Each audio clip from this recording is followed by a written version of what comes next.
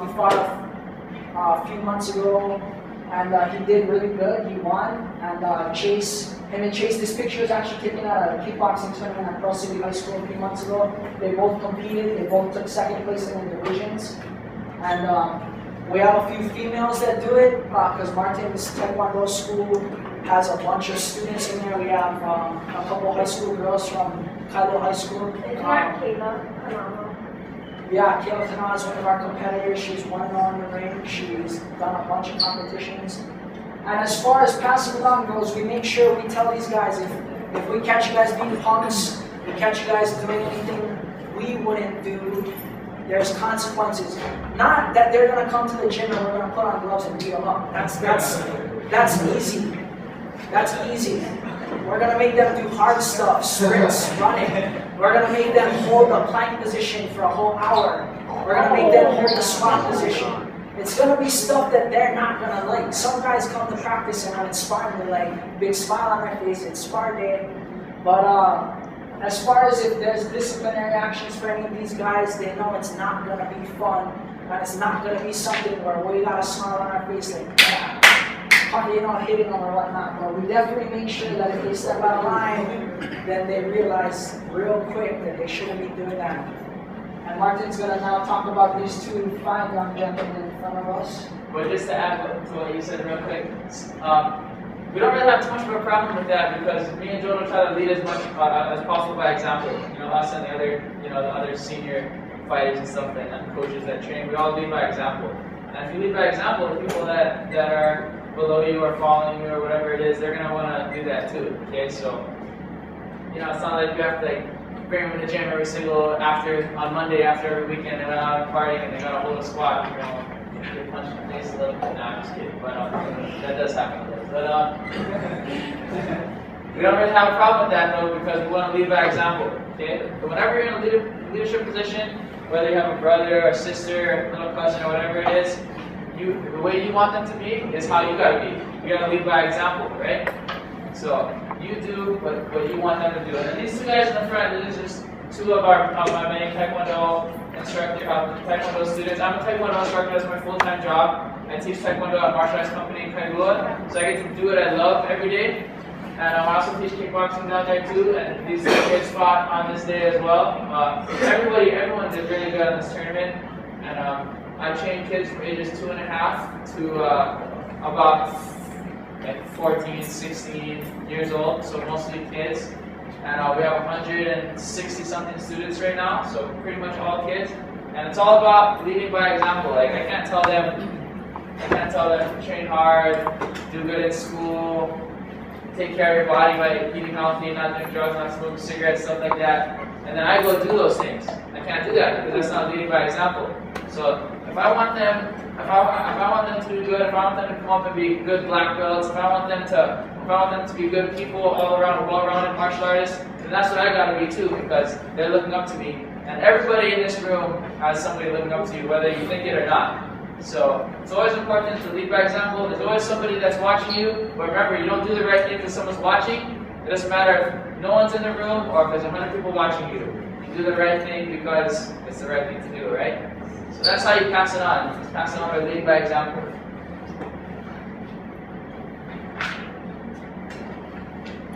Here's another picture of us at the tournament. Yeah. So another thing that training has done for us is it helped us travel and to meet new people. And you guys don't need to train to travel. You guys can go to school, college. All these things will help you guys travel, you know, and see the world. And I honestly can't tell you guys how great California was. I love island life. I love where I'm from, where I was born and raised. But to be away from all of that, out of your comfort zone, away from your parents, away from everybody that you know, that is what actually builds the character to become a man. Just to be out of your comfort zone and thrown into the fire. I didn't know too much before I was in the mainland, but I made do with what I had. I went to the gym every day, I made friends there, and that's pretty much how I handled that. This picture is of us. This past October we went to Vegas and we trained with one of the best teams in the world, Cobra Kai. And all these guys in the picture, animals along in their own right. And we wouldn't have met any of them without training and actually building our records and resumes as far as these guys wanting to cross-train with us or bringing us into the gym and letting us train for free or us getting world-class advice for free instead of having to pay big bucks. When you train at this place in Vegas, it's almost $200 just for the week. And we were privileged to train for free because, well, we knew a guy and we brought skills and we weren't just brand new. Well, the main reason we were able to do that, all that stuff comes from just hard work. Like we didn't have, it's not like we have a lot of money. We never came from rich families or anything like that. Like I told you guys how I grew up earlier, but it's just from hard work. If you want something bad enough, you're gonna find a way to get it, right? And we wanted to go and train over there, so we made it happen. And you know, we trained hard, and all the stars lined up, and we knew the right people to go down there. We were allowed to go train with this is like one of the best jiu-jitsu schools in the world right here, Cobra Kai. So it's just all from hard work, and then through that we get to travel and do what we love to do. So that's just another way hard work pays off right there. We can travel. And remember, guys, set your goals. You know, if you guys want to pursue football, you guys gotta go to college. So you guys have to do good in high school. You have to pass. You have to graduate to get to that next level. Think big, guys. Don't try not to just stay in the same place. But right now, I'm gonna actually bring someone up. He's actually my coach from the mainland, John Lover.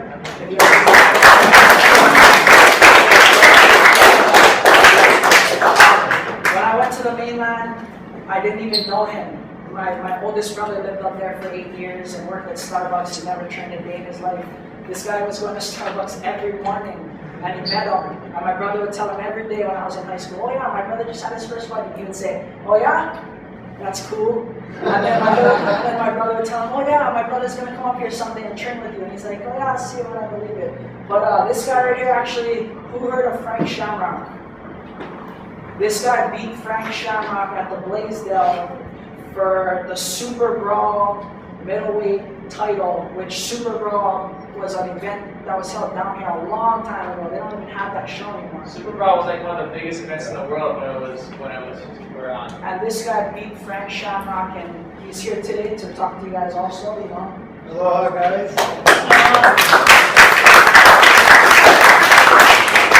Today I'm a martial artist and I'm a warrior, and I'm in the giving back stage of my life. I've been doing this for about 30 years, and I've fought all over the world. Some of the best guys, and I lost to some of the best guys.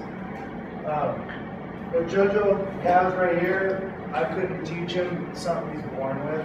He says champions aren't made, they're born, they're made.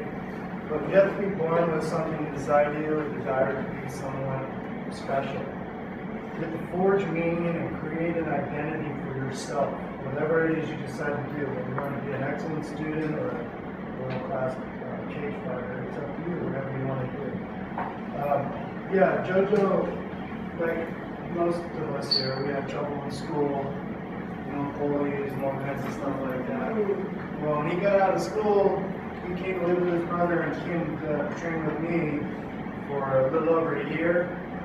And after that year, after we did some competitions and did some traveling around, a lot of training, a lot of hard work, I came back here to visit Jojo, and his garage was a cookie cutter, exactly what my gym looked like back home. Everybody in the gym said exactly the same thing that I would say to Jojo on a daily basis. And it was all to create something better today than I was yesterday.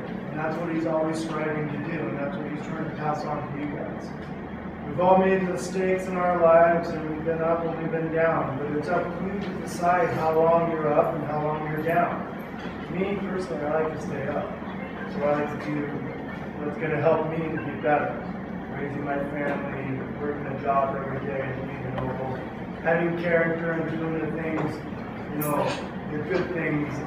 Even when I think no one's watching, I do those things, and then I have the integrity to.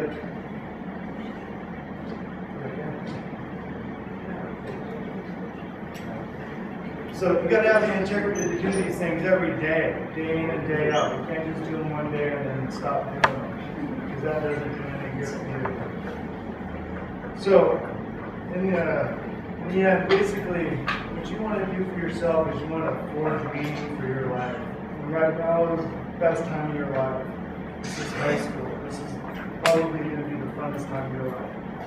So forge meaning now and create an identity for yourself that you're going to have to live with the rest of your life. You want to be a winner or you want to be a loser. Listen to these two guys right here because they're doing it right now. And so can you. You guys can be champions too. Thank you very much. This guy, when he was fighting mixed martial arts, how many people have done anything for 30 minutes? Jump rope or done anything for 30 minutes non-stop? This guy fought in a fight where you can soccer kick someone in the head for 30 minutes straight. Bare fist? Yeah, that's the name of it was bare fist, soccer kicks allowed. You guys know what soccer kicks are? That's when you're on the ground and you can soccer kick into the feet. Let me tell you guys about the fight with Frank Shamrock. He headbutted Frank Shamrock. Yeah. Lost his tooth. Lost his teeth. Frank Shamrock.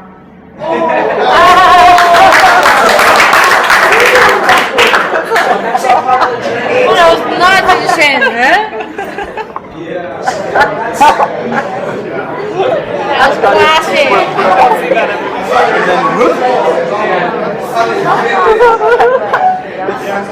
What you guys are getting into right now is become a sport. I know, yeah, When it's I was super doing fun. it wasn't very mainstream. It wasn't socially acceptable. In fact, I got suspended 3 times in a 4-day period for 3 different things when I was your age. So I'm not saying it's, necessarily the right path. But if you're going to do it like these guys. Make it a sport. Do something, you can take with you to your grave and make your identity good. As you just said, guys, we don't look at ourselves as yeah, we're fighters, but we don't look at ourselves as bangers or strappers or any of those terms that you guys hear in school and whatnot. I think we think of ourselves as competitors. We compete in this sport. It's not a bloodbath. We're not trying to kill our opponent. We're trying to get in there and handle business and take them out so we can get the W and move on. Or just the experience. I have one loss, and that one loss to me is the most valuable piece of experience I have. Better than going to the mainland and training, better than all my wins put together. Losing was the best thing for me because I looked at everything. I looked at my whole entire game thinking I had a hole somewhere, but I realized there wasn't anything that was missing. I didn't do anything wrong, just the guy was better that night. So I went right back in the gym the next day, and I ended up fighting 4 weeks later, and I came out with a submission win. And when I lost, it was actually for the belt that I have. So I lost for the first time, guys, but I didn't let it discourage me. I didn't say I'm going to quit. I didn't say, oh, I'm done fighting. I got choked out at the Blaisdell in front of about 60 to 100 of my family members, as far as aunties, uncles, mom, dad, grandma. I had people from the Big Island all over come to watch me fight, and I lost. Got choked out in front of everybody. The whole Blaisdell, a couple hundred people. Did it bother me? Yeah. I was mad. I was angry. But did I let it discourage me and let it make me quit? No. I came right back. I sulked about it for one day. The fight was Saturday. I sat at home alone on Sunday.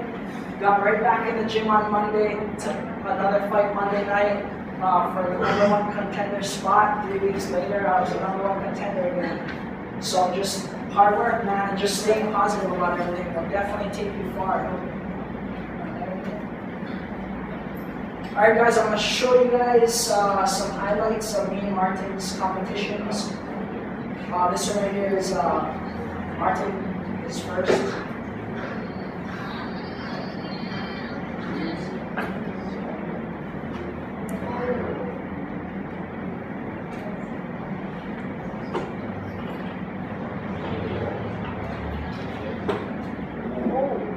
Like he said, guys, most of his knockout, most of his wins are by knockout, so he definitely makes them throw strikes.